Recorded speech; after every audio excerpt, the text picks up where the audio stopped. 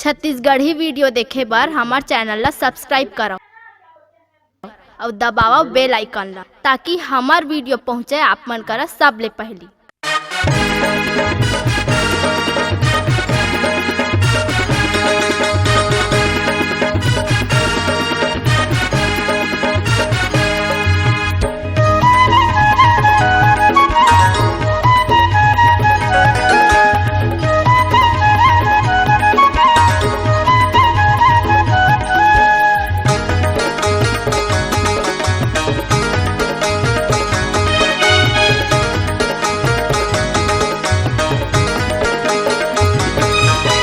जय के सारे समधिन दीवानी जन शर्माना जी, जय के सारे समधिन दीवानी जन शर्माना जी। आए हम तो गाँव बरतिया समधिन तीर मायाना जी, आए हम तो गाँव बरतिया समधिन तीर माँ बुलाना वो। दीदी के देवर समझे दीवाना जाता झने तेरा नाजी, दीदी के देवर समझे दीवाना जाता झने तेरा नाजी।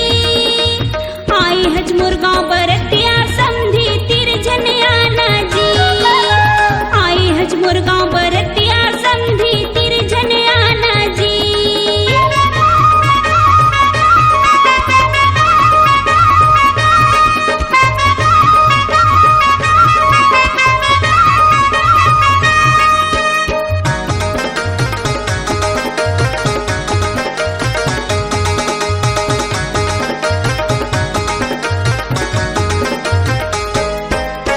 जय भैया के शादी होवत है पायल भौजी के संग, महुला मस्ती करन देना समधिन करन देना तो कंतन, महुला मस्ती करन देना समधिन करन देना तो कंतन।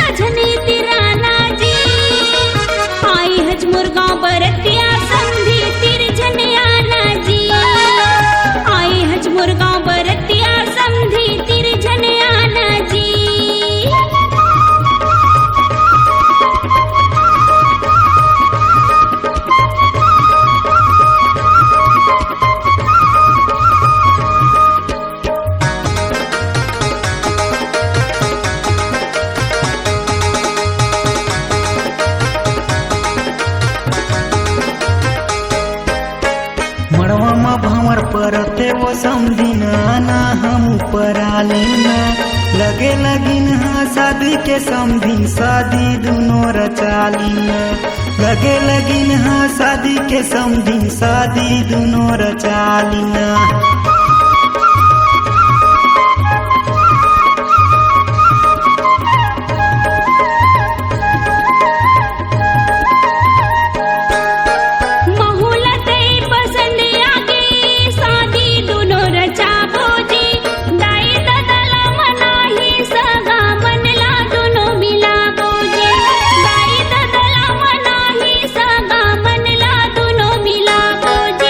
जय के सारी समधिन दीवानी झन तरसाना जी, जय के सारी समधिन दीवानी झन शर्माना जी। आए हम तोर गाँव बरतिया समधिन तीर मायाना जी, आए हम तोर गाँव बरतिया समधिन तीर माँ बुलाना वो। दीदी के देवर समझे दीवाना जाता झने तेरा नाजी, दीदी के देवर समझे दीवाना जाता झने तेरा नाजी। आई हजमुर गाँव बरतिया समझे तीर झने आना जी, आई हजमुर गाँव बरतिया समझे तीर झने आना जी। आए हम तोर गाँव बरतिया समधिन तीर माँ बुलाना वो।